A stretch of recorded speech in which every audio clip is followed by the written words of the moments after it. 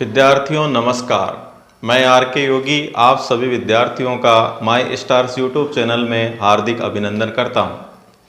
आज हम बहुत दिनों के बाद लाइव आए हैं और इस लाइव आने का जो उद्देश्य है वो है सिंधु घाटी सभ्यता की महत्वपूर्ण प्रश्नोत्तरी। मैं आज आपके लिए सिंधु घाटी सभ्यता से जुड़े हुए ऑथेंटिक एग्जाम में आए हुए प्रश्न लेकर के आया हूं और कुछ प्रश्न मैंने ऐसे भी बनाए हैं जो आने वाले भविष्य में आपके लिए सहायक होंगे। आपको आने वाले भविष्य में वो प्रश्न जो है मदद करेंगे। तो बच्चों आप सभी जो है अधिक से अधिक अपने मित्रों को शेयर कीजिए ताकि हम जुड़ जाएं और आज की इस महत्वपूर्ण प्रश्नोत्तरी में आप अपने ज्ञान का स्तर भी जांचिए ताकि आप जो ये अदर सामग्री पढ़ते हो, ज़्यादा सामग्री पढ़ते हो, इसका क्या औचित्य है, आप कितने प्रश्न कर पाते हो, कितने प्रश्न आपको सही मन से आ रहे हैं, ये सारी चीज़ें आज हम जांचेंगे। आज के 30 प्रश्न आपके दिमाग को हिला देंगे। मैंने कुल 30 प्रश्न बनाए हैं जिनमें से 17 या 19 प्रश्न ऐसे हैं जो एग्जाम में आए हुए हैं और बाकी जो प्रश्न ऐसे हैं जो आपको भविष्य में मेरे अनुभव से मैं कहता हूं कि आपको भविष्य में वो प्रश्न एग्जाम पेपर्स में देखने को मिलेंगे। तो अधिक से अधिक मित्रों को जोड़ने की कोशिश कीजिए क्योंकि अपन ने 2 दिन पहले इसको डाल दिया था और आज हम बिल्कुल देसी तरीके से, कहते हैं ना कि भाई देसी घी बढ़िया की दुकान पर नहीं मिलता, तो बिल्कुल देसी तरीके से आज हम जो है प्रश्नों का आंसर देखेंगे, प्रश्नों को हल करेंगे। तो आज का हमारा टॉपिक है, जल्दी जल्दी जुड़ जाइए। आज का हमारा टॉपिक है, टॉपिक का नाम है सिंधु घाटी सभ्यता। सिंधु घाटी सभ्यता की महत्वपूर्ण, सिंधु घाटी सभ्यता की महत्वपूर्ण प्रश्नोत्तरी। सिंधु घाटी सभ्यता की महत्वपूर्ण प्रश्नोत्तरी। मैं आशा करता हूं कि ये वीडियो आपको इतना पसंद आएगा जिसकी कोई सीमा नहीं है, यानी कि सीमा तो आपके पास ऐसे भी नहीं है, लेकिन जो भी है तो देखिए, ये हम आज का जो है लाइव प्रोग्राम आपके लिए लाए हैं। मित्रों इसे अधिक से अधिक शेयर करना और हो सके तो अपने मित्रों से कहना कि भाई चैनल को सब्सक्राइब कर ले, तेरे लाइव सेट हो जाएगी। बाकी जो है अपन जो है कोशिश कर रहे हैं, मेरा उद्देश्य सिर्फ आपको आपकी मंजिल तक पहुंचाने में सहायता करना है। तो आइए हम स्टार्ट करते हैं आज की प्रश्नोत्तरी का पहला महत्वपूर्ण प्रश्न जो कि आपके लिए बहुत ही इंपॉर्टेंट है। प्रश्न नंबर 1, हड़प्पा संस्कृति, हड़प्पा संस्कृति कह दो चाहे सिंधु सभ्यता कह दो, हड़प्पा संस्कृति कह दो चाहे सिंधु सभ्यता कह दो। तो हड़प्पा संस्कृति या सिंधु सभ्यता के अभिलेख बिल्कुल देसी तरीके से, जिस तरीके से ऑफलाइन में हम पढ़ते हैं उसी तरीके से बिल्कुल आपको प्रश्नों का जवाब देना है। हड़प्पा संस्कृति सिंधु सभ्यता के अभिलेख मुख्यतः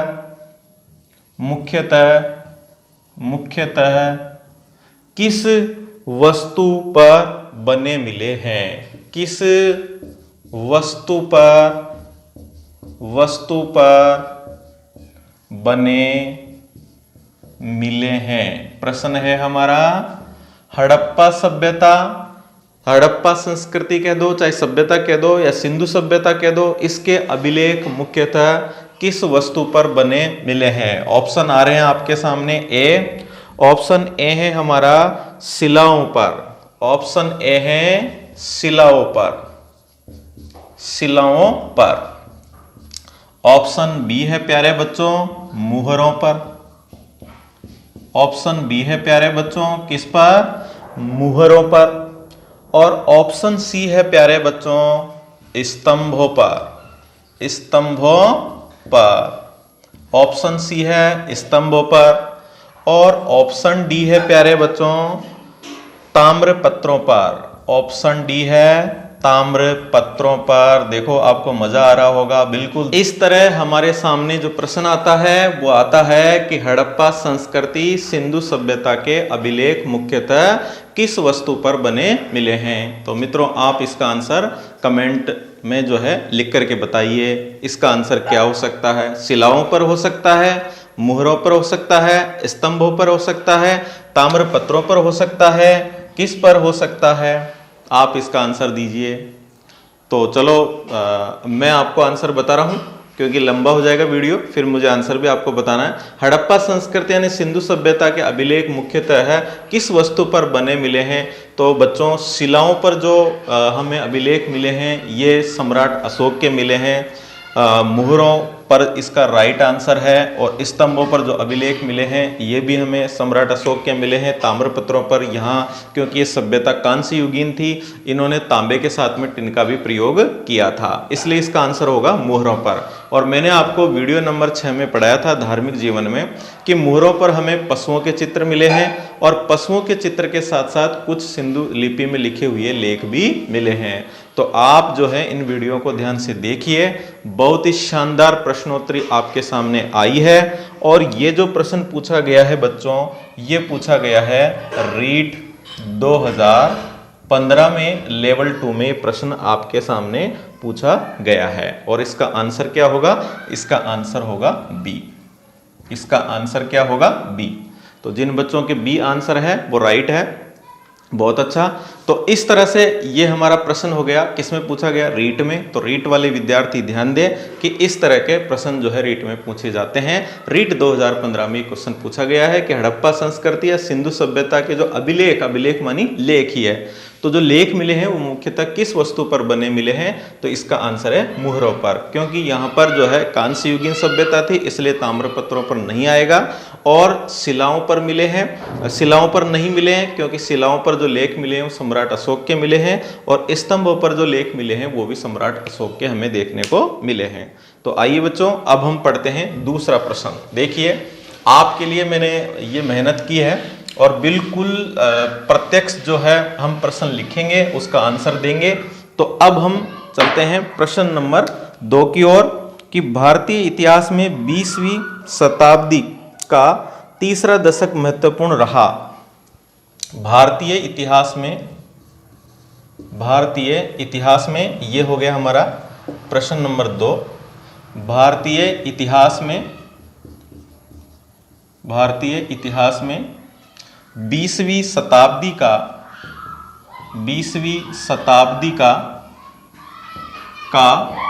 तीसरा दशक, 20वीं शताब्दी का तीसरा दशक महत्वपूर्ण रहा। तीसरा दशक महत्वपूर्ण रहा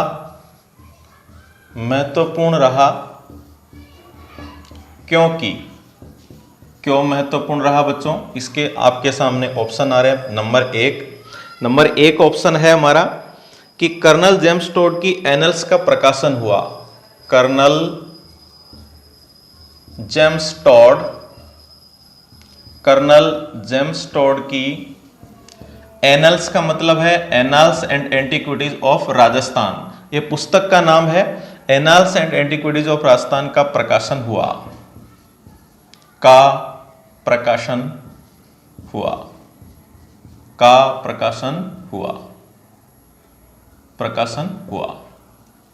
तो कर्नल जेम्स टोड ने ये जो है, पहले तो आपको भी इसका अर्थ भी मैं आपको बताऊंगा। नंबर बी ऑप्शन की यदि हम बात करें तो नंबर बी ऑप्शन जो है हमारे सामने आया है, कौटिल्य लिखित अर्थशास्त्र की प्रतिलिपि लिखी। कौटिल्य लिखित अर्थशास्त्र की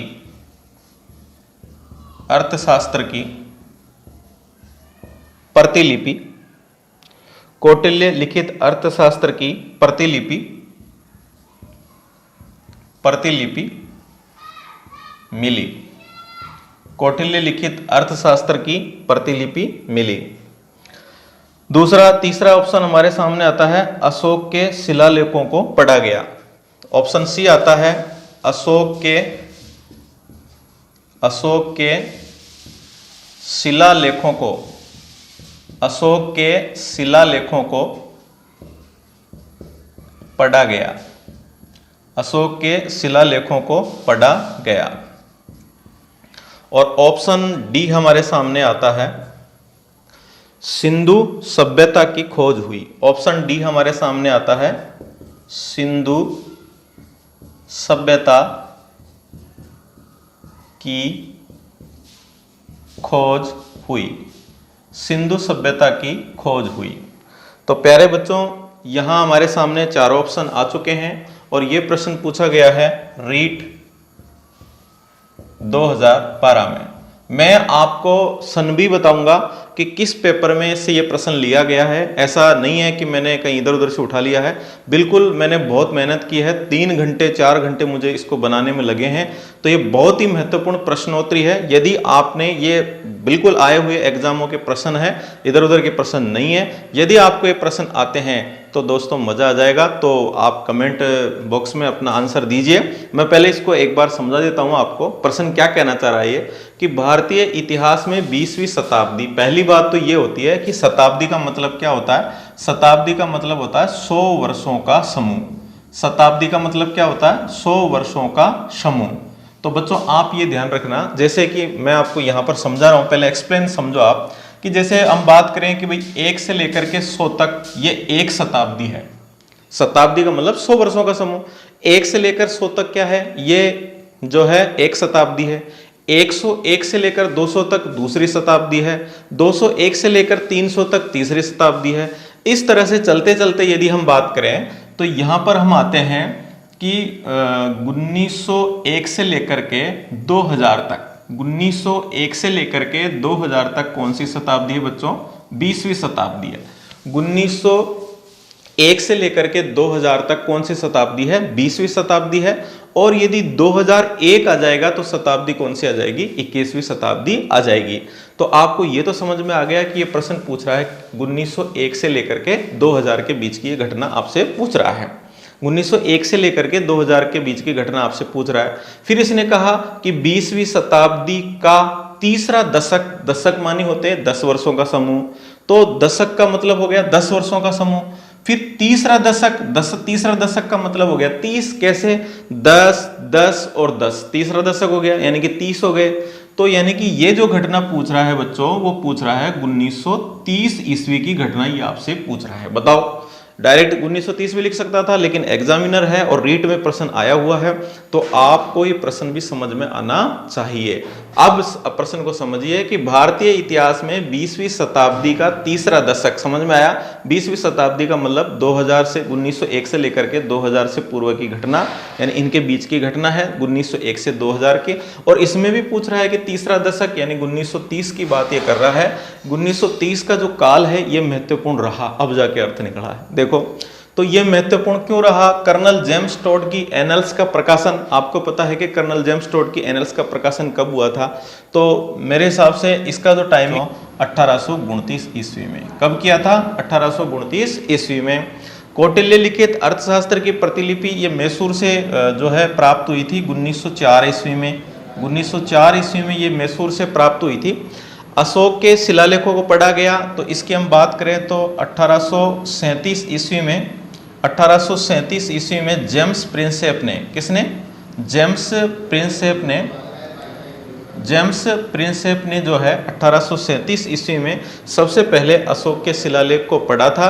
और 1750 ईस्वी में टिफेन थेलर ने, किसने, टिफेन थेलर ने, इसको भी मैं आपको क्लियर करा देता हूँ, टिफेन थेलर ने सबसे पहले सम्राट अशोक के शिलालेख की खोज की थी। तो आगे हम पढ़ते हैं सिंधु सभ्यता की खोज। सिंधु सभ्यता की खोज कब हुई थी, 1921 ईस्वी में। अब बच्चों देखो, सारे ऑप्शनों को हमने देख लिया। अब ये कह रहा है कि 1930 ईस्वी का जो समय है, यानी कि जो तीसरा दशक है, समय का मतलब है तीसरा दशक। तीसरा दशक का मतलब 1921 से 1930 तक का, 10 वर्ष का हो गया ना।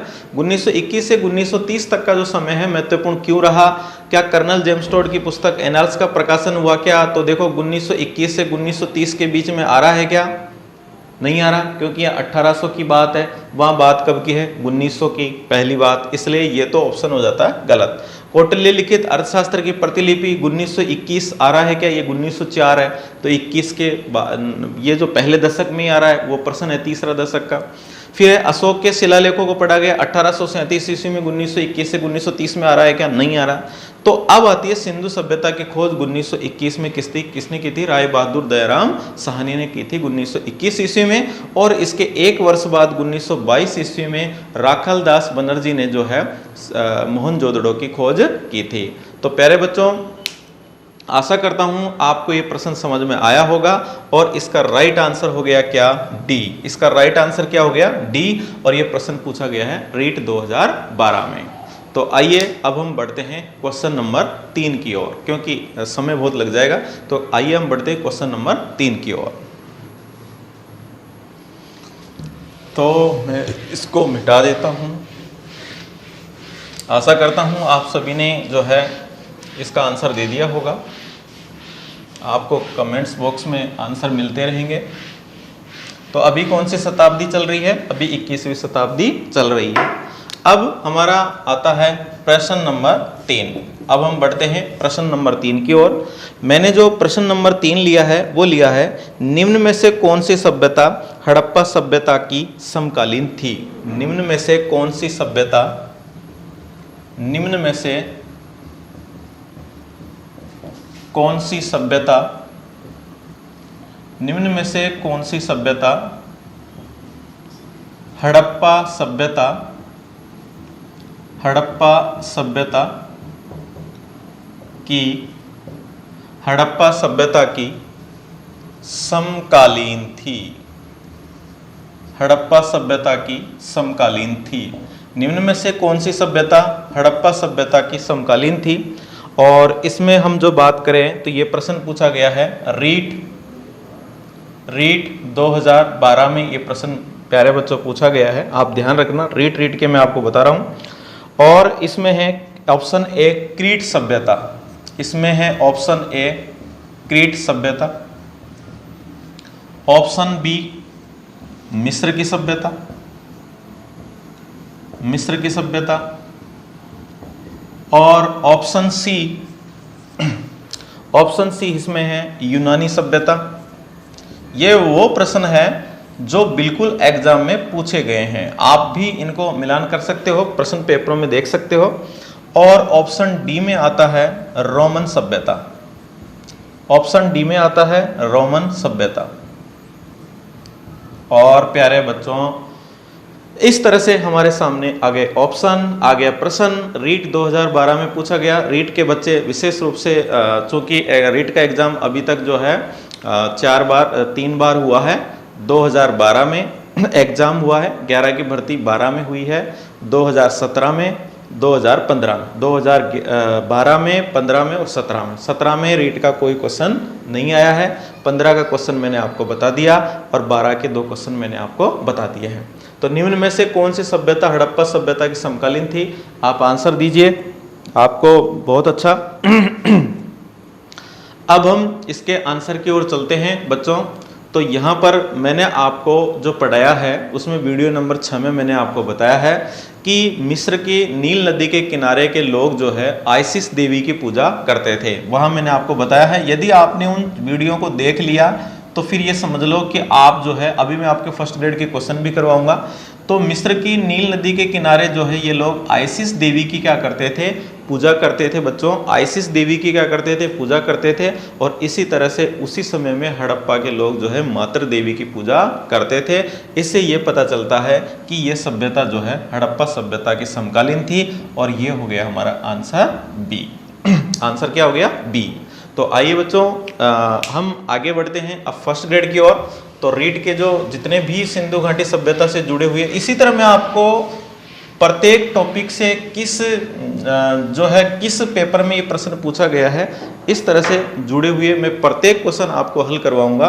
और ऐसे प्रश्न हल करवाऊंगा जो आने वाले फ्यूचर में भी है, बहुत ही जोरदार प्रश्न होंगे। इसलिए आप जो है इस वीडियो को लाइक कीजिए, ये सब मेहनत आपके लिए है। और चैनल को सब्सक्राइब जरूर करवाइए अपने मित्रों से, ताकि उन तक हमारा नोटिफिकेशन पहुँच सके, ये ज्ञान उन तक भी पहुँच सके। अब हम आगे बढ़ते हैं बच्चों फर्स्ट ग्रेड की ओर। और जो फर्स्ट ग्रेड के क्वेश्चन है मैं स्टार्ट करता हूं फर्स्ट ग्रेड के क्वेश्चन आपके 2013 से।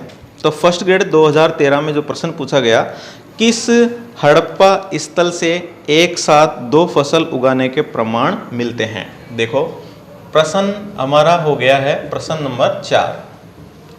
किस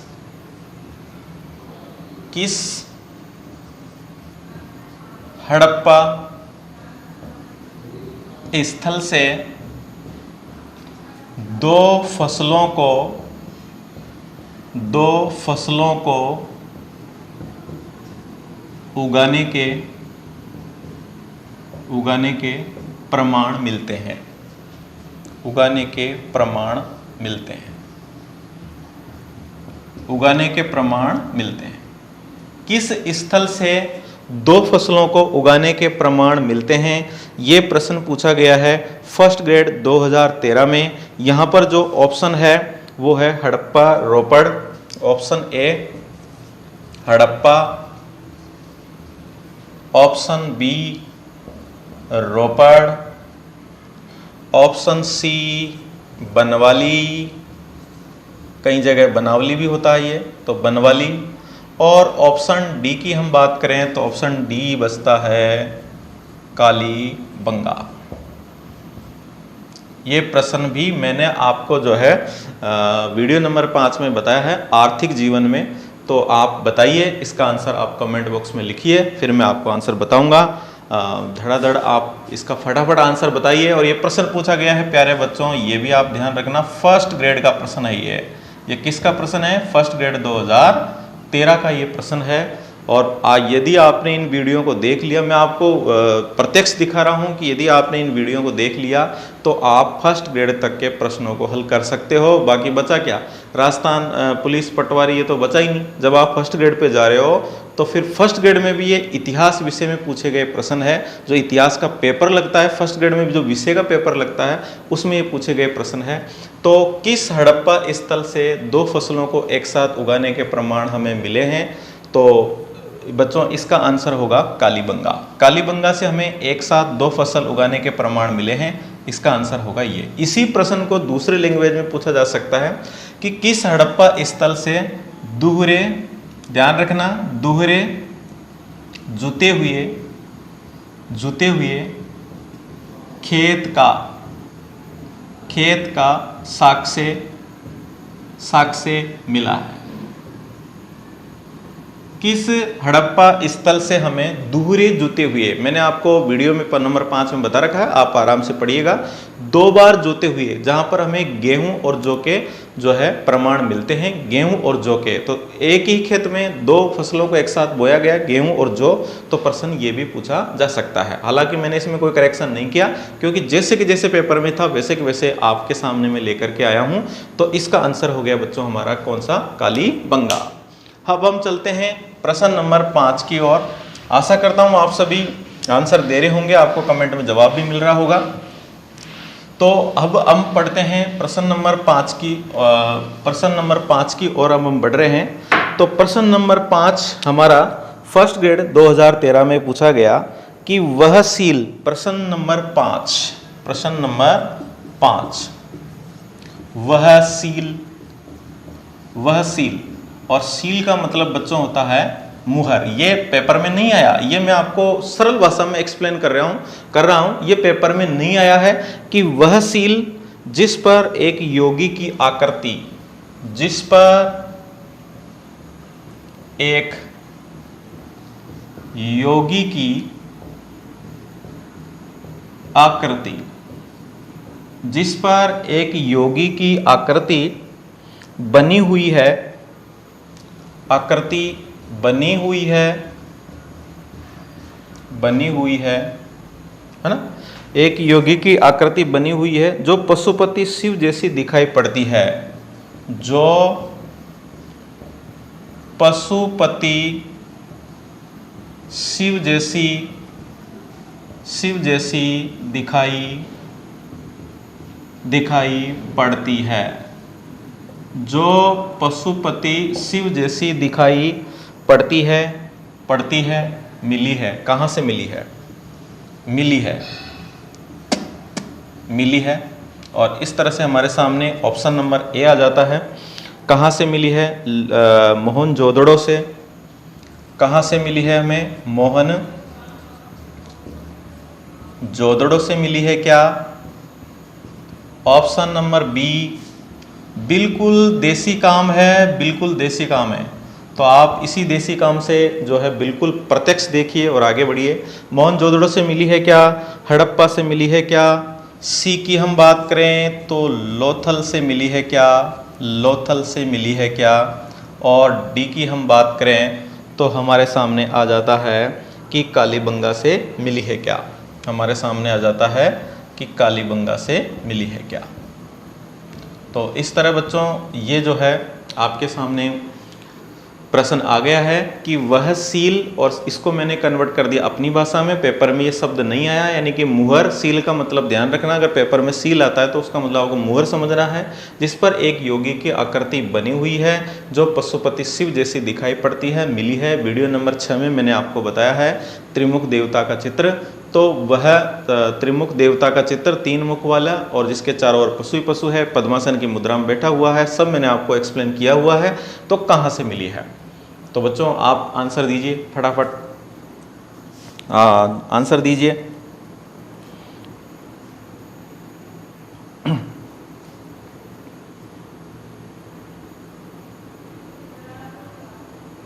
तो बिल्कुल सबने आंसर दे दिया है। तो अब हम बताते हैं कि यहाँ जो इसका आंसर होगा वो होगा ए। हमें कहाँ से मिली है? मोहनजोदड़ो से पशुपति की जो मुहर मिली है उसी मुहर के बारे में यहाँ जिक्र किया गया है। और ये प्रश्न भी पूछा गया है बच्चों फर्स्ट ग्रेड इतिहास के पेपर में 2013। ये फर्स्ट पेपर में नहीं पूछा गया, ध्यान रखना, इतिहास के पेपर में। इस आपने इन प्रश्नों को हल कर दिया, मतलब बचा क्या है? इतिहास में कुछ भी नहीं बचा। तो ये प्रश्न पूछा गया फर्स्ट ग्रेड 2013 में। इसका राइट आंसर क्या होगा? मोहनजोदड़ो। तो बच्चों आगे हम बढ़ते हैं अगले प्रश्न की ओर। अगला प्रश्न थोड़ा भारी है तो आप इसको समझना। तो मैं बढ़ता हूं प्रश्न नंबर 6 की ओर। प्रश्न नंबर 6 की ओर।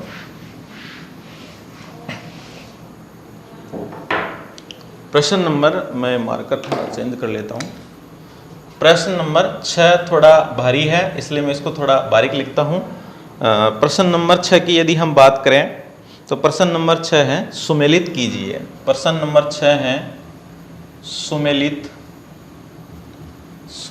कीजिए। प्रश्न नंबर 6 है सुमेलित कीजिए। सुमेलित कीजिए की यदि हम बात करें तो इधर है बालाकोट, इधर है बालाकोट, बालाकोट, यहाँ पर है बालाकोट, और इसके आगे हैं क्या है? इसके आगे बालाकोट के आगे मनका बनाने का कारखाना। इसके आगे हैं मनका बनाने का कारखाना। इसके आगे हैं मनका बनाने का कारखाना। 2 में है सूरकोटड़ा, 2 में है सूरकोटड़ा, और इसके आगे हैं बी में करके बंदरगाह। इसके आगे हैं बंदरगाह। सी की यदि हम बात करें तो सी में है लोथल, सॉरी 3 में है लोथल, और इसके आगे सी करके हैं कलश सावधान। इसके आगे सी करके हैं कलश सावधान, कलश सावधान। और नंबर 4 में है चहुंदड़ो, और इसके आगे है सीप उद्योग। चहुंदड़ो और इसके आगे है सीप उद्योग, सीप उद्योग। और यहाँ पर बच्चों जो है इसके जो नंबर 1 में डी, 2 में सी, 3 में बी और 4 में ए। यही हम दूसरा ले लेते हैं क्योंकि फिर नीचे ज़्यादा चला जाएगा। तो इसमें दे रखा है ए बी डी सी। तो इसमें दे रखा है ए बी डी और सी। इसमें दे रखा है A B D C, A B D C और सी ए डी बी। सी ए, तीसरे की यदि हम बात करें तो C A D C, C A D B, sorry B है, इसमें सी नहीं है, बी है। और नंबर 4 की यदि हम बात करें तो नंबर 4 पर है हमारे B D C A, B D C और ए। कईयों को लग रहा होगा सर समय बहुत ज़्यादा लग रहा है। भाई लगेगा समय लगेगा, जब तू पकेगा, जब तू आगे बढ़ेगा, जब तू पक्का घड़ा बनेगा, नहीं तो कच्चा का कच्चा रह जाएगा। तो धैर्य विद्यार्थी की सबसे बड़ी जो है चाबी है, एक सफलता की कुंजी है। इसलिए धैर्य रख और धैर्य रख करके इन प्रश्नों के जवाब आपको देने हैं। तो अब आपको सुमेलित करना है, यानी कि यहाँ पर यदि हम बात करें तो आप अपने आंसर ढूंढिए, आप अपने आंसर लगाइए, फिर मैं आपको अपना आंसर बताता हूँ। ढूंढिए आप, कमेंट बॉक्स में लिखिए अपने आंसर को, फिर मैं आपको आंसर अपना बताता हूँ।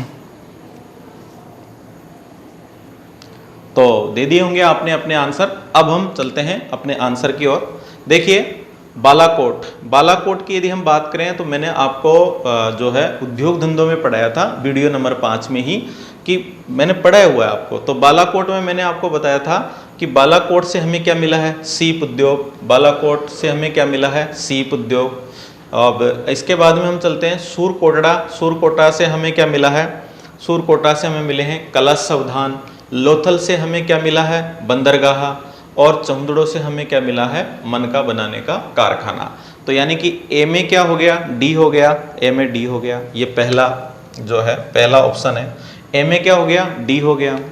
अच्छा, सूरकोटड़ा से हमें क्या मिले, कलश सावधान, सी हो गया। लोथल से हमें क्या मिले, लोथल से हमें मिला है बंदरगाह, तो ये बी हो गया। और चौंदड़ों से हमें क्या मिला है, मनका बनाने का कारखाना। तो इस तरह से बच्चों यदि हम देखें तो यहाँ पर ये आंसर राइट बैठता है। और ये प्रश्न पूछा गया है फर्स्ट ग्रेड 2013 में, ये प्रश्न भी पूछा गया। ये बहुत ही इंपॉर्टेंट प्रश्न है और ऐसे प्रश्न आज की एग्जाम में बहुत ज़्यादा आते हैं। और इसी प्रश्न को रिपीट कर दिया गया स्लेट या सेट कह सकते हैं, स्टेट एजुकेशन टेस्ट होता है। जिस तरह से नेट होता है उसी तरह राज्य पात्रता परीक्षा होती है, स्टेट एलिजिबिलिटी टेस्ट होता है, सॉरी। तो ये 2013 में लगा था, तो इसमें भी ये प्रश्न जो है बिल्कुल रिपीट किया गया है। ये प्रश्न एक ही साल में 2 बार पूछ लिया गया, फर्स्ट ग्रेड हिस्ट्री के पेपर में 2013 में और सेट 2013 में ये प्रश्न पूछ लिया गया। सेट वाले में बिल्कुल एज इट इज ऐसे कैसे सुमेलित कीजिए आया, लेकिन यहाँ पर बंदरगाह की जगह इसने जो है बंदरगाह की जगह इसने दे दिया था जहाज की गोदी। बंदरगाह की जगह इसने दे दिया था जहाज की गोदी। इसमें बंदरगाह नहीं दिया, इसमें क्या दे दिया था, जहाज की गोदी। किसमें, सेट में जब ये प्रश्न पूछा गया था। तो प्यारे बच्चों, आशा करता हूँ आपको मज़ा आ रहा होगा। सबने बिल्कुल जो है बहुत अच्छे आंसर दिए हैं। तो इस तरह से हमारा आंसर बैठता है, कौन सा, 1 नंबर का आंसर हमारा बैठता है। तो ये सब हमारे हो गए फर्स्ट ग्रेड 2013 के प्रश्न। आगे बढ़ते हैं हम प्रश्न नंबर 7 की ओर। कुल मैंने आपके लिए 30 प्रश्न बनाए हैं, बहुत ही ज़ोरदार प्रश्न बनाए हैं। तो आपको मज़ा आ जाएगा अगर आपने इन प्रश्नों को कर लिया तो। और जल्दीबाजी में जो जल्दी में है भाई, उसका तो कोई कुछ कर नहीं सकता। तो आपको जो है, और मेरे पास इतने संसाधन है नहीं कि मैं आपको लिए डिजिटल बोर्ड की व्यवस्था कर सकूं। एकदम कोरोना काल में ये हो नहीं पाएगा। तो अब हम आगे बढ़ते हैं। ये फर्स्ट ग्रेड के मैंने आपको करवा दिए हैं। अब मैं आपको प्रश्न करवाता हूँ फर्स्ट ग्रेड 2015 के। तो फर्स्ट ग्रेड 2015 के हम प्रश्न देखते हैं। तो फर्स्ट ग्रेड 2015 के प्रश्न हम अब देखते हैं, स्टार्ट करते हैं। तो ये 13 के हो गए, फर्स्ट ग्रेड 2015। तो यहाँ पर हम देखते हैं फर्स्ट ग्रेड 2015 का पहला प्रश्न है हमारे सामने। और इधर प्रश्न नंबर है कौन सा, प्रश्न नंबर है 7। प्रश्न नंबर है 7। तो यहाँ पर हम देखते हैं प्रश्न नंबर है 7। तो हड़प्पा सभ्यता से प्राप्त पशुपति मुहर संबंधित निम्नलिखित कथनों पर विचार कीजिए। फर्स्ट ग्रेड में आया हुआ प्रश्न है। हड़प्पा सभ्यता से प्राप्त पशुपति मुहर, हड़प्पा सभ्यता से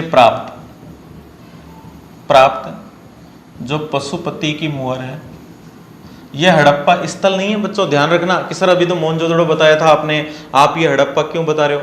अरे हड़प्पा का मतलब हड़प्पा सभ्यता जुड़ गया ना, हड़प्पा स्थल अलग चीज है और हड़प्पा सभ्यता जुड़ गया मतलब सिंधु घाटी सभ्यता हो गया। ध्यान रखना यही तो प्रश्न की लैंग्वेज है। तो हड़प्पा सभ्यता का मतलब है सिंधु घाटी सभ्यता से जो प्राप्त जो पशुपति की मुहर है, पशुपति की मुहर है, पशुपति की जो मुहर है कहाँ से मिली है? हड़प्पा सभ्यता से, यानी कि मोहनजोदड़ो से ये हमें मिली है सिंधु सभ्यता में। तो इसके मुहर से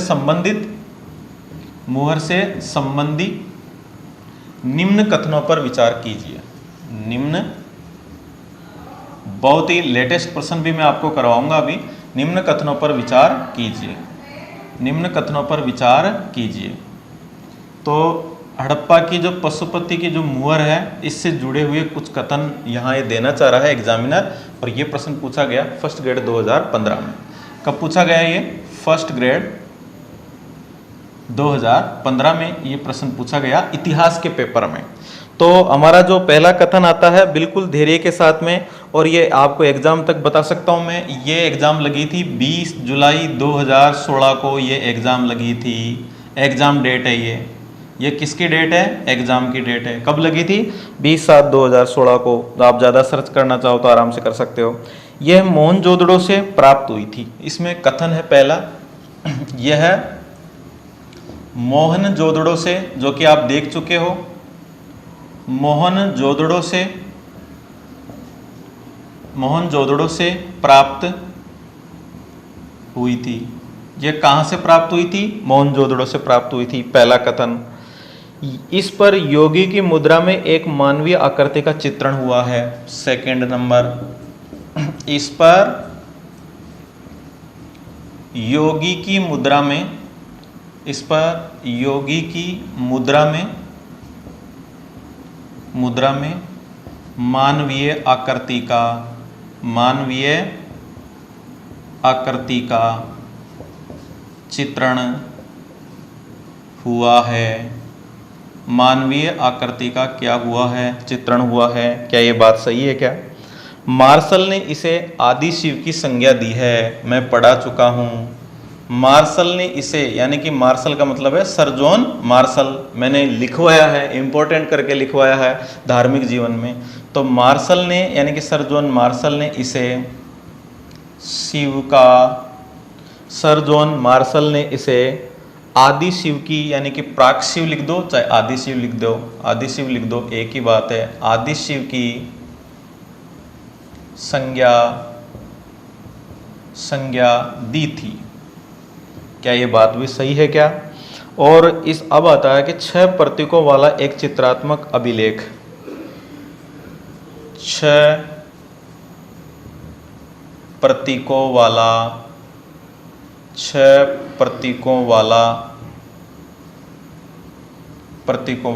एक चित्रात्मक अभिलेख इस मुहर पर उत्कीर्ण हुआ है। अभिलेख इस मुहर पर उत्कीर्ण का मतलब लिखा हुआ, उत्कीर्ण हुआ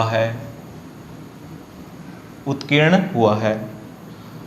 तो अब ये कह रहा है कि सही उत्तर चुनो। तो ऑप्शन ए में इसने दिया है 1, 2 और 4। ऑप्शन बी में इसने दिया है सेकंड और थर्ड। ऑप्शन बी में इसने दिया है सेकंड और थर्ड। ऑप्शन सी की यदि हम बात करें तो ऑप्शन सी में इसने दिया है सेकंड और कॉमा लगा देता हूं मैं, सेकंड और 4, और ऑप्शन 4 या डी लिख लो। ऑप्शन डी में इसने दिया है 1 2 3, अच्छा पूरे तीनों दे दिए 4। तो आंसर दीजिए, तो आंसर दीजिए फटाफट, आंसर दीजिए आप लोग।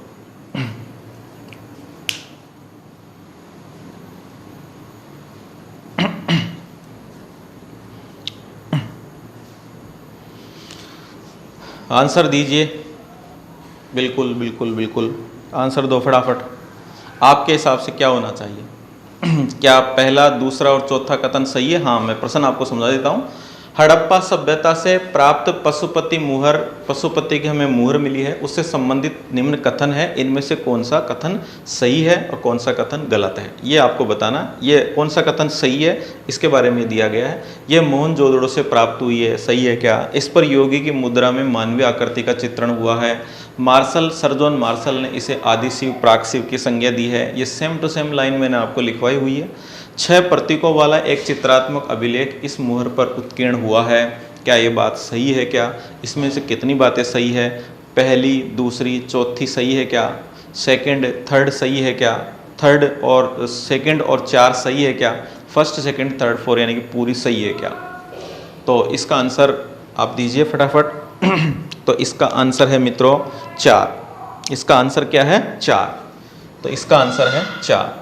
इसका आंसर है 4, यानी कि ये चारों बातें बिल्कुल सही है। और ये प्रश्न कब पूछा गया? फर्स्ट ग्रेड 2015 में हिस्ट्री के पेपर में ये प्रश्न पूछा गया है। मज़ा आ गया होगा, आशा करता हूँ आपको मज़ा आ रहा होगा, और आपको मज़ा के साथ साथ में जो है पता भी चल रहा होगा कि आपका ज्ञान कितना है, यूट्यूब पे ज्ञान कितना है, यहाँ पर ज्ञान कितना है। तो कहने का मतलब डिजिटल बोर्ड की चमक से आपको सफलता नहीं मिल सकती है मित्रों। सफलता मिलती है किससे? कंटेंट से। कोई भी गुरुजन हो, यदि वो आपको कंटेंट सही दे रहे हैं तो वो कहीं पर भी किसी भी स्थिति में हो सकता है।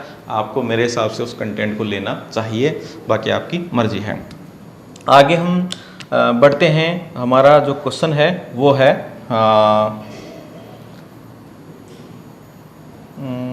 15 का, ये हमारा क्वेश्चन हो चुका है।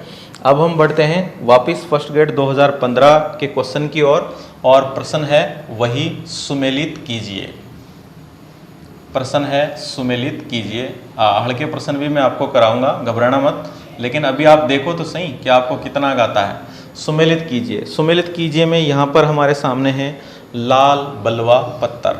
पहला है लाल बलुआ, लाल बलुआ पत्थर, लाल बलुआ पत्थर। लाल बलुआ पत्थर का पुरुष धड़, लाल बलुआ पत्थर का पुरुष धड़, पुरुष धड़ पढ़ा चुका हूँ मैं आपको, मूर्ति भी दिखा चुका हूँ आपको बिल्कुल। जो है आप आराम से देखना वीडियो में, वीडियो नंबर 5 में मैं आपको इसकी मूर्ति भी दिखा चुका हूँ। वीडियो नंबर 6 में लाल बलुआ पत्थर का पुरुष धड़, लाल बलुआ पत्थर का पुरुष धड़, ये हमें मिला है, कहते हैं कहाँ से? यहाँ पर जो है इसमें ए है, और यहाँ पर है नंबर 1 मोहनजोदड़ो से, मोहनजोदड़ो से। ये हमें कहाँ से मिला? मोहनजोदड़ो से। दाढ़ी युक्त पुरुष की पाषाण प्रतिमा, दाढ़ी युक्त, दाढ़ी तो आप जानते ही हो, दाढ़ी युक्त यानी दाढ़ी, मैंने आपको मूर्ति तक बताई है कि मूछें और दाढ़ी रखते थे। दाढ़ी युक्त पुरुष की पाषाण, पाषाण प्रतिमा कह दो, मूर्ति कह दो, कुछ भी कह दो, पाषाण प्रतिमा। और ये हमें बच्चों कहाँ से मिली है? अभी सुमेलित करना है हमें, मिली ने जो है हड़प्पा, इसके आगे लिखा हुआ है हड़प्पा। और अब हम देखते हैं पुरुष तथा कुत्ता कांसे के रथ की प्रतिकृति। अच्छा, पुरुष तथा कुत्ता, सी में है पुरुष तथा कुत्ता, और है कांसे, और है कांसे के रथ की प्रतिकृति, कांसे के रथ की रथ की प्रतिकृति, कांसे के रथ की प्रतिकृति, और इसमें है नंबर 3, और ये इसके सामने जो आया है वो आया है लोथल, और इसके सामने जो आया है वो आया है लोथल। और अब हमारे पास आ जाता है डी, और डी में हमारे सामने है पकी हुई मिट्टी से निर्मित मानव की प्रतिकृति। पकी हुई मिट्टी से निर्मित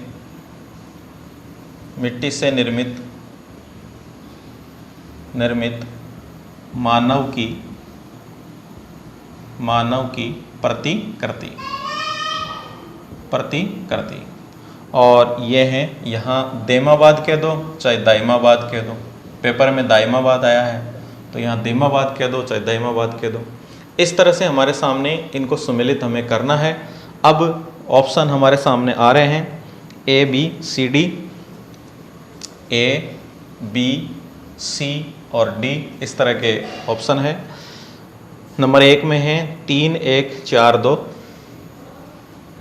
3 1 4 2। नंबर 2 में हम देखें तो 2 1 4 3, 2 1 4 3, 2 1 4 3 और 1 2 4 3, 1, या आप कंफ्यूज मत हो ना, 1 2 4, 1 2 4 3, 1 2 4 3 और 3 2 4 1, 3 2 4 1। अब बताओ मित्रों, मैं आपके लिए कितनी मेहनत कर रहा हूँ, आप लोग देख रहे हो। तो अब हमें जो है आंसर देना है। आप आंसर दीजिए फटाफट। मैं देखता हूँ कि ये कटा तो नहीं है ना। ठीक है, आ गया। तो जो है आप आंसर दीजिए, फटाफट आंसर दीजिए। आंसर दीजिए। अब आपको मज़ा आ रहा होगा। और बहुत सारे आप लोग देखते हो सामग्री, तो आपको बिल्कुल एक तो लेटेस्ट मिलेगी। अब भले ही ये कितनी ही कॉपी में आ जाए, लेकिन अभी आप ये लेटेस्ट है। और ये प्रश्न भी प्यारे बच्चों पूछा गया है फर्स्ट ग्रेड 2015 में। मैं आपको ये भी बता ही रहा हूँ कि ये प्रश्न कहाँ पर पूछा गया है। फर्स्ट ग्रेड 2015 में इतिहास के पेपर में ये प्रश्न पूछा गया है। और ये हमारा हो गया प्रश्न नंबर 8, और ये हमारा हो गया प्रश्न नंबर 8। तो इस तरह से बच्चों, आशा करता हूँ आपको बहुत अच्छा लग रहा होगा। तो आंसर दीजिए। आपने दे दिए होंगे, जो आपके मन में सोच रखा है वो आंसर आपने दे दिए होंगे। अब मैं आपको बता रहा हूँ। तो लाल बलुआ पत्थर का पुरुष का जो धड़ है, यहाँ पर हम देखें तो ये इसका जो आंसर होगा वो होगा नंबर 2। ये हमें कहाँ से मिला है? लाल बलुआ पत्थर के पुरुष का जो धड़ मिला है, ये नहीं, लोथल से नहीं मिला है। इसके 1 मिनट आंसर देखने दो आप लोग। सॉरी, इसमें सेकंड है। जब भी मैं सोच रहा हूँ ये कैसे हो गया, लोथल इसमें नहीं है, यहाँ सेकंड है। तो देखिए आंसर है नंबर 2। यहाँ पर हम 1 लगा लेते हैं, यहाँ पर 2 लगा लेते हैं, यहाँ पर 3 लगा लेते हैं और यहाँ पर 4 लगा लेते हैं। अब देखिए, तो लाल बलुआ पत्थर का पुरुष का जो हमें धड़ मिला है, मैंने आपको वीडियो नंबर जो है 6 में आपको चित्र भी दिखाया है। ये कहाँ से मिला है? हड़प्पा से। कहाँ से मिला है? ये हड़प्पा से मिला है। लाल बलुआ पत्थर का पुरुष का धड़ हमें कहाँ से मिला है? हड़प्पा से मिला है। तो इसका मतलब ए में हो गया, हमारे पास में 2 हो गए। दाढ़ी युक्त पुरुष की पाषाण प्रतिमा, यानी कि वही जो है पशुपति शिव की मूर्ति हमें कहाँ से मिली है? मोहनजोदड़ो से। तो यानी कि ये होना चाहिए फर्स्ट पर। पुरुष तथा कुत्ता और कांसे के रथ की प्रतिकृति हमें मिली है देमाबाद से, यानी कि यहाँ सी में होना चाहिए 4। और पकी हुई मिट्टी से निर्मित मानव की प्रतिकृति जो बची है वो कहाँ से बची है? लोथल से। पकी हुई मिट्टी से निर्मित मानव की प्रतिकृति। तो इसलिए हमारा आंसर हो गया 2। ध्यान रखना, ए में 2, बी में 1, सी में 4 और डी में 3। तो इस तरह से बच्चों हम बढ़ते हैं अगले प्रश्न की ओर। प्रश्न नंबर 9। तो ये थे हमारे फर्स्ट ग्रेड 2015 के पूछे गए प्रश्न। अब मैं आपको लेकर के चलता हूँ 2018 की ओर। अब मैं आपको लेकर के चलता हूँ 2018 की ओर। तो कितना मज़ा आ रहा है, बिल्कुल लाइव से भी डबल लाइव हो रहा है। तो यहाँ पर हम देखें, हाँ लाइव से भी क्या हो रहा है, डबल लाइव हो रहा है। तो अब हम देखते हैं यहाँ पर जो है प्रश्न नंबर 9 हम देखते हैं कि ये पूछा गया है। चलो मैं आपको, हड़प्पा का प्रसिद्ध पुरुष धड़ निर्मित है। तो प्रश्न नंबर 9, हड़प्पा का प्रसिद्ध, हड़प्पा का प्रसिद्ध पुरुष धड़, पुरुष धड़, पुरुष का जो धड़ है वो निर्मित है, किससे बना हुआ है? अभी आपने देखा ही है, फिर भी आपके लिए प्रश्न है। और ये प्रश्न पूछा गया है, एसीएफ की कोई एग्ज़ाम लगी है, एसीएफ और एंड है forest officer grade, and forest officer grade first, grade first, ये एग्ज़ाम लगी है। और ये एग्ज़ाम लगी है बच्चों 2018 में, ये एग्ज़ाम लगी है 2018 में। और इसमें जो ऑप्शन दिए गए हैं, नंबर 1 पाषाण का यानी पत्थर का, अब आप दिमाग लगा ही सकते हो। नंबर 2 पर हम बात करते हैं कांसे का। ये प्रश्न तो आप पहले ही हल कर चुके हो, यानी कि फिर भी मैं आपके लिए लिख देता हूँ ये। और नंबर 3 है मृत्तिका यानी मिट्टी का, मृत्तिका।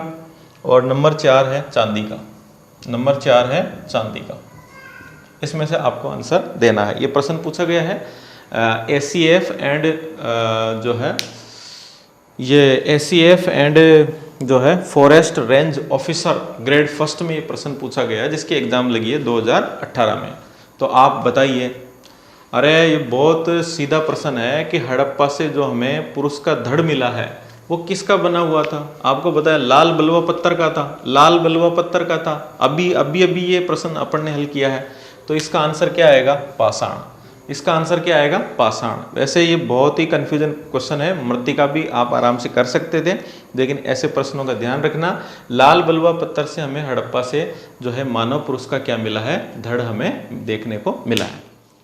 चलिए, ये प्रश्न पूछा गया था ACF and forest range officer grade first में। ये प्रश्न अभी 2018 में पूछा गया है। अब मैं ले चलता हूँ आपको 2018 की ओर। अब प्रश्न आता है सही युग्मों को सुमेलित कीजिए। प्रश्न नंबर हो गया ये हमारा 10, प्रश्न नंबर हो गया 10, यानी कि सही युग्मों को, प्रश्न है सही युग्मों को, सही युग्मों को सुमेलित कीजिए, सही युग्मों को सुमेलित कीजिए, सही युग्म को सुमेलित कीजिए। हड़प्पा नंबर 1 यहाँ पर है, हड़प्पा। और हड़प्पा में मिला है जो है इसके सामने है समाधान, यानी कि जो है कब्रगाह कह सकते हैं, शमशान कह सकते हैं, समाधान, समाधान R37, समाधान R37। लोथल नंबर 2 लोथल, लोथल के सामने है गोदीबाड़ा, बता दिया मैंने आपको भी गोदीबाड़ा किसे कहते हैं। नंबर C की यदि हम बात करें तो यहाँ पर है A, यहाँ पर है B, क्योंकि फिर वो ऑप्शनों में चक्कर पड़ जाता है। यहाँ पर हम C में करें तो कालीबंगा, कालीबंगा। और कालीबंगा से जो हमें बताया है के सामने जो है वो है नर्तकी की मूर्ति, नर्तकी की मूर्ति। मैं आपको चित्र भी दिखा चुका हूँ वीडियो में। और जो है मोहनजोदड़ो से D की हम बात करें, मोहनजोदड़ो, मोहनजोदड़ो के सामने लिखा हुआ है जुता हुआ खेत। बता चुका हूँ मैं आपको अभी के प्रश्नों में, जुता हुआ खेत। जुता हुआ खेत। तो हम इसको मान लेते हैं 1, इसको मान लेते हैं 2, इसको मान लेते हैं 3 और इसको मान लेते हैं 4। और यहाँ पर हम लिखते हैं नंबर 1। यहाँ पर हम लिखते हैं 1 में क्या क्या है, तो इसके क्या क्या है, नहीं इसमें ऐसा नहीं है, ABCD है इसमें भी। तो A B C और D इस तरह के ऑप्शन हैं। अब इसमें है 1 2 3 4। नंबर 1 में 1 2 3 और 4। हाँ, इसके बाद हम देखें तो फिर है 1 2 4 3। नंबर 2 में 1, इसको नहीं लगाते हैं, इससे कंफ्यूज होते हैं। 1 2 4 3, 1 2 2 4 3, 1 2 4 3। फिर है 3 4 1 2, 3 3 4 1, 3 4 1 2, 3 4 1 2, 4 2 1 3, 4 2 1 और 3, 4 2 1 3। तो दीजिए आंसर, दीजिए आंसर दीजिए इसके फटाफट आंसर दीजिए, फटाफट आंसर दीजिए इसके। तो यहाँ पर हम देखें तो क्या इसका आंसर हो सकता है, आप आंसर दीजिए। तो सही युग्मों को सुमेलित आपको करना है। हड़प्पा से हमें क्या मिला है, लोथल से हमें क्या मिला है, कालीबंगा से हमें क्या मिला है और मोहनजोदड़ो से हमें क्या मिला है। तो बच्चों हड़प्पा से देखिए, यहाँ पर हड़प्पा से हमें मिले हैं सवादान यानी कब्रगाह R37। ये आप ध्यान रखना, कब्रगाह R37 भी यहाँ पर लिखा हुआ हो सकता है। लोथल से हमें गोदीबाड़ा, जो कि अभी कई बार कितनी, देखो आप ये देखो फर्स्ट ग्रेड हो चाहे किसी भी तरह की एग्जाम हो, छोटे मोटे एग्जाम की तो अपन बात ही नहीं कर रहे, तो किसी भी तरह की एग्जाम हो उसमें घूम फिर के जो है हड़प्पा और मोहनजोदड़ो के प्रश्न डेफिनेट आ रहे हैं। तो इससे आप दिमाग लगा सकते हो कि गोदीबाड़ा का प्रश्न कितना इंपॉर्टेंट आपका बनता है। तो लोथल से गोदीबाड़ा ये सही है बिल्कुल। कालीबंगा से दोहरा जुता हुआ खेत, मोहनजोदड़ो से हमें मिली है नर्तकी की मूर्ति। तो हड़प्पा से यानी कि ए में 1 है, बी में 2 है, बिल्कुल सही है। केवल सी में 4 है और डी में जो है 3 है। तो इस तरह से हमारा आंसर हो जाता है नंबर 2। तो बच्चों ये आंसर आपने दे दिया होगा, बहुत अच्छी बात है। अब हम बढ़ते हैं प्रश्न नंबर 11 की ओर। तो देखिए मज़ा आ रहा होगा आपको। 10 प्रश्नों में आपको जो है पता चल गया होगा कि आप कहाँ हैं और आपकी कितनी बेस्ट तैयारी है। तो ये आपने अनुमान लगा लिया होगा। अब हम पढ़ते हैं प्रश्न नंबर 11 को। प्रश्न नंबर 11 है, मोहनजोदड़ो से प्राप्त पशुपति की मुहर पर निम्न में से, ये मैंने आपको बता ही दिया, फर्स्ट ग्रेड में आया हुआ है और इसकी एग्जाम लगी थी 9 जनवरी 2020 को। चलो हम प्रश्न नंबर 11 की ओर बढ़ते हैं। प्रश्न नंबर 11 ये सुमेलित वाला नहीं है, अब घबराइए नहीं। प्रश्न नंबर 11 है, मोहनजोदड़ो से प्राप्त पशुपति की मुहर पर, मोहनजोदड़ो से प्राप्त, मोहनजोदड़ो से प्राप्त, जोदड़ो से प्राप्त पशुपति, पशुपति की मुहर पर, मोहनजोदड़ो से प्राप्त पशुपति की मुहर पर निम्न में से कौन सा पशु उत्कीर्ण नहीं है। निम्न में से कौन सा पशु, कौन सा पशु, देखो आप, उत्कीर्ण नहीं है, उत्कीर्ण नहीं है। तो ये साहब हमारे सामने प्रश्न आ गया और ये प्रश्न भी पूछा गया फर्स्ट ग्रेड जर्नल। अभी देखो 2 पेपर आएंगे, एक तो फर्स्ट ग्रेड संस्कृत डिपार्टमेंट का आएगा, एक जनरल डिपार्टमेंट का आएगा। तो ये जनरल डिपार्टमेंट का प्रश्न है, फर्स्ट ग्रेड 2018, जो कि अभी 2020 में एग्जाम लगी है। 9 जनवरी 2020 को इसकी एग्जाम लगी है, ध्यान रख लेना। एग्जाम डेट इसकी क्या है? एग्जाम डेट है इसकी 9 जनवरी 2020। यह आपके पेपर में नहीं पूछा जाएगा, आपको बता रहा हूँ जानकारी के लिए। तो इसमें जो है ऑप्शन है ए में हाथी, बी में गेंडा, सी में हम बात करें तो सी में हमारा ऑप्शन है बाघ, और 4 में है बैल। बाघ और 4 में है बैल। बाकायदा मैंने आपको पशुपति की मुहर बताई है बच्चों।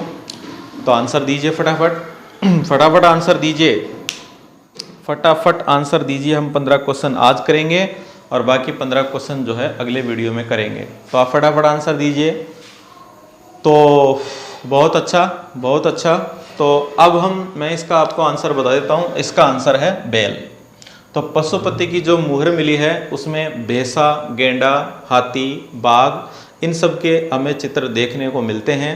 हिरण के भी चित्र हमें देखने को मिलते हैं, लेकिन बैल का चित्र हमें देखने को नहीं मिलता है। तो हम बढ़ते हैं प्रश्न नंबर 12 की ओर। प्रश्न नंबर 12,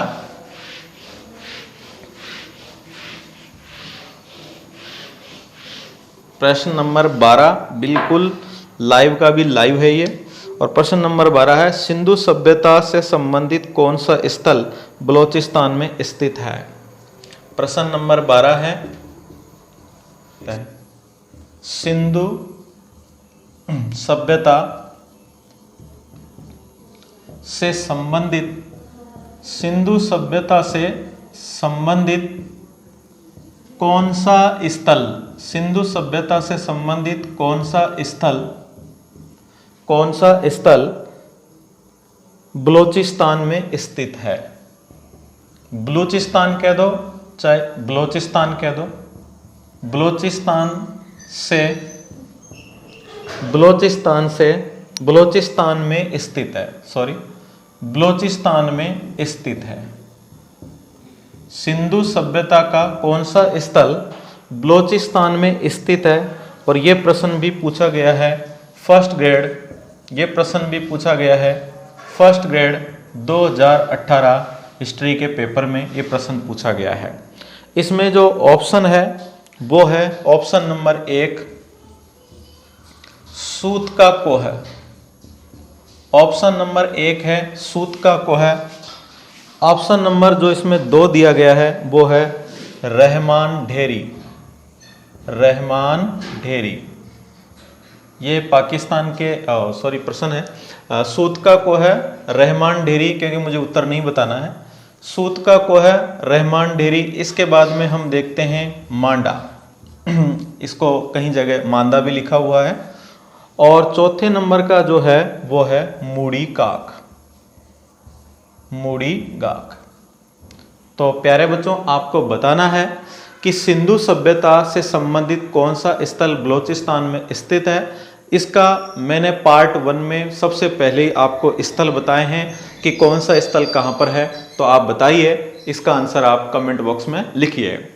तो हाँ, बिल्कुल बिल्कुल बिल्कुल, आप अपना आंसर चुनिए। सिंधु सभ्यता से संबंधित कौन सा स्थल बलूचिस्तान में स्थित है, आप अपना आंसर चुनिए। तो चलते हैं अपन आंसर की ओर। तो सूत का कोह, रहमान ढेरी, मांडा और मूड़ी गाक। तो बच्चों, सूत का कोह इसका आंसर है, क्योंकि मैंने आपको फर्स्ट वीडियो में बताया था कि सबसे पश्चिमी स्थल सूत का गेंडोर भी बलूचिस्तान में है और सूत का कोह भी बलूचिस्तान में है। पाकिस्तान के 3 प्रांतों से हमें सिंधु सभ्यता के स्थल मिले हैं, पंजाब से, सिंध से, बलूचिस्तान से। रहमान ढेरी की यदि हम बात करें तो ये पाकिस्तान के पंजाब में ये हमें मिलता है, मांडा जम्मू कश्मीर में मिलता है, मूड़ी गाक हमें अफगानिस्तान में मिलता है। तो इन तीनों का भी हमें पता होना चाहिए। और सूत का वो हमें बलूचिस्तान से मिलता है। तो आपने बिल्कुल राइट आंसर दिया है, बहुत अच्छी आपकी तैयारी है और इसी तरह आप तैयारी करते जाइए और मेरे साथ जुड़े रहिए। और चैनल को आप सब्सक्राइब करने के लिए अपने मित्रों से कहिए ताकि ये ज्ञान जो है अधिक से अधिक बच्चों तक पहुंच सके। अब हम बढ़ते हैं प्रश्न नंबर 13 की ओर। अब हम बढ़ते हैं प्रश्न नंबर 13 की ओर। प्रश्न नंबर 13 जो हमारा है यह है, निम्न में से किस हड़प्पा कालीन स्थल से एक सूचना पट अभिलेख का साक्ष्य मिला है। निम्न में से किस हड़प्पा कालीन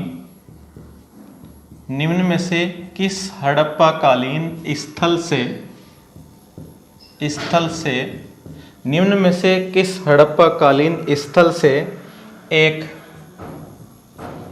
सूचना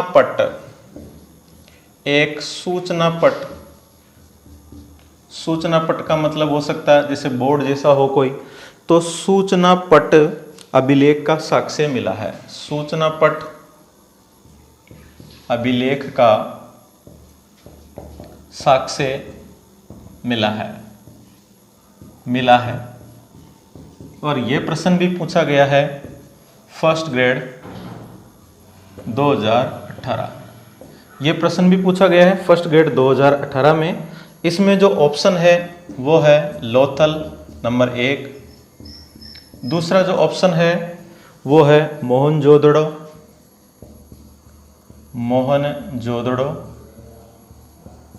और तीसरा जो ऑप्शन है वो है धोलावीरा,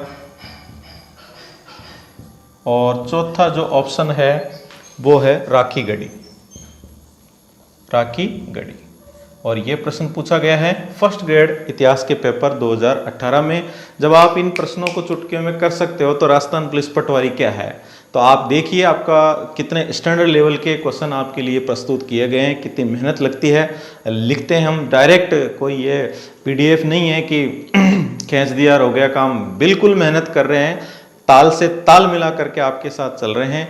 बस आप चैनल को अधिक से अधिक सब्सक्राइब करवाइए, वीडियो को लाइक कीजिए और अपने मित्रों तक अधिक से अधिक शेयर कीजिए, क्योंकि उन तक भी ये ज्ञान पहुंचना चाहिए। मैं चाहता हूं कि जिस तरह से देसी घी बढ़िया की दुकान पर नहीं मिलता है, उसी तरह से हमारा ज्ञान भी बिल्कुल जो है प्रत्येक बच्चे तक पहुंचे और बिल्कुल इसी तर्ज में पहुंचे जिस तरह से वो बच्चा ऐसे समझे कि जैसे वो बिल्कुल ऑफलाइन बच्चा वो पढ़ रहा है, कोचिंग में पढ़ रहा है, ऐसी उसमें फीलिंग आनी चाहिए। तो प्रश्न है, निम्न में से किस हड़प्पाकालीन स्थल से एक सूचना पट अभिलेख का साक्ष्य मिला है। एक बोर्ड पर हमें कुछ लिखा हुआ मिला है सिंधु लिपि में, तो आप बिल्कुल अपने आंसर को चुन लिया आपने। तो क्या आंसर है इसका, तो देखिए इसका आंसर होगा धोलावीरा। इसका आंसर क्या होगा, धोलावीरा। ये मैं आपको बता चुका हूँ, हमारे जो है वीडियो में आपको मैंने बताया है कि वीडियो नंबर 6 में कि सबसे बड़ा अभिलेख 17 अक्षरों का हमें कहाँ से मिला है, धोलावीरा से मिला है। यहीं से बोर्ड पर लिखा हुआ हमें एक 17 अक्षरों का सबसे बड़ा अभिलेख मिला है। तो इस तरह से इसका आंसर हो गया बच्चों धोलावीरा। तो आगे हम बढ़ते हैं क्योंकि हमें 15 प्रश्न करने हैं और 30 प्रश्न मैंने आपके लिए सिंधु घाटी सभ्यता से बनाए हैं, जिसमें से 19 प्रश्न ऐसे हैं जो 19 से 20 प्रश्न जो किसी एग्जाम से जुड़े हुए हैं, और बाकी प्रश्न जो है मैंने अपने अनुभव के आधार पर, जो मेरा 10 वर्ष का अनुभव उसके आधार पर इन फ्यूचर आपके लिए दिया है कि भविष्य में वो प्रश्न आपके काम आए। तो अब हम बढ़ते हैं प्रश्न नंबर 14 की ओर, क्योंकि समय जो है हमसे अलविदा लेने के लिए बोल रहा है, समय हो चुका है। फिर भी मैं आपको 15 प्रश्न आज करवा ही देता हूँ। सिंधु घाटी सभ्यता के बड़े शहर कहाँ से प्राप्त नहीं हुए हैं। प्रश्न नंबर है 14, सिंधु घाटी सभ्यता के बड़े शहर कहाँ से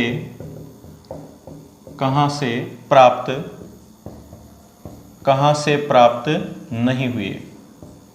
सिंधु घाटी सभ्यता के बड़े शहर कहाँ से प्राप्त नहीं हुए, ये प्रश्न पूछा गया है बच्चों ग्रेड सेकंड में 2018 में संस्कृत डिपार्टमेंट की एग्जाम थी, उसमें ये प्रश्न आपसे पूछा गया है।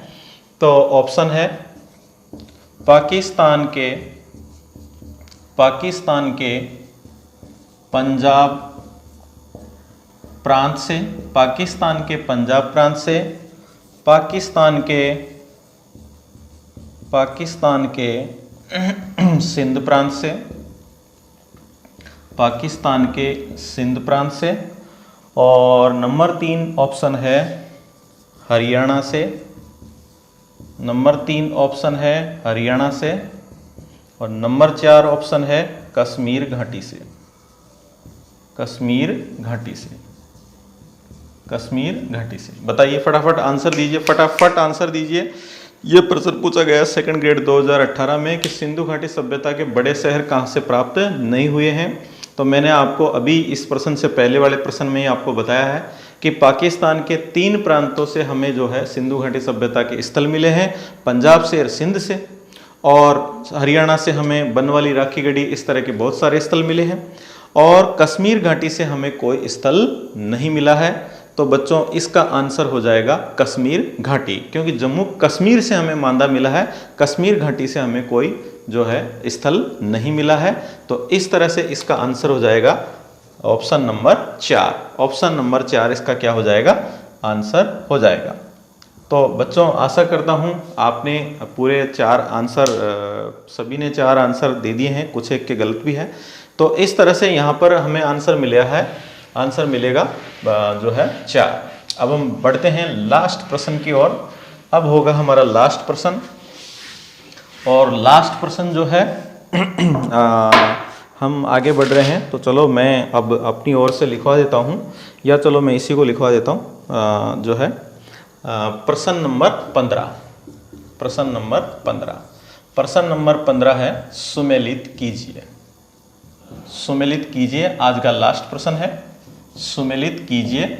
और ये प्रश्न पूछा गया संस्कृत डिपार्टमेंट की एग्जाम में, फर्स्ट ग्रेड में ही, फर्स्ट ग्रेड, बाकी बात हम कल करेंगे, 2018। और ये संस्कृत डिपार्टमेंट की एग्जाम लगी थी। अभी जो 2018 के हमने क्वेश्चन देखे वो जनरल डिपार्टमेंट के थे, ये हैं हमारे संस्कृत डिपार्टमेंट के।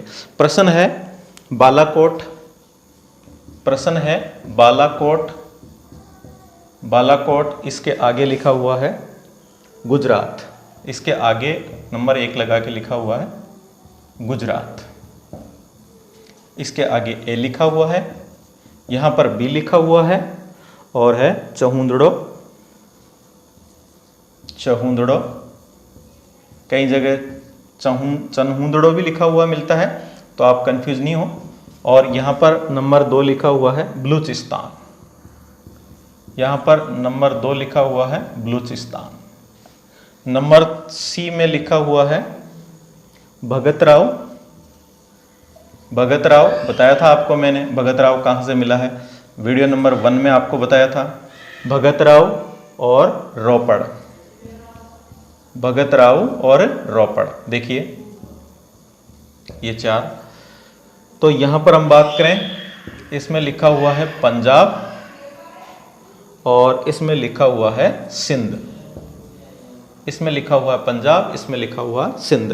अब ये कह रहा है कि इनको सुमेलित कीजिए, तो यहाँ पर है ए, बी, सी और डी, और इसमें है 1 2 3 4, 1 2 3 4, आगे हैं 1 3 2 4, 1 3 2 4, आगे हैं 2 4 1 3, 2 4 1 3, आगे हैं 2 4 3 1, 2 4 3 1। इस तरह से ये हमारा प्रश्न है।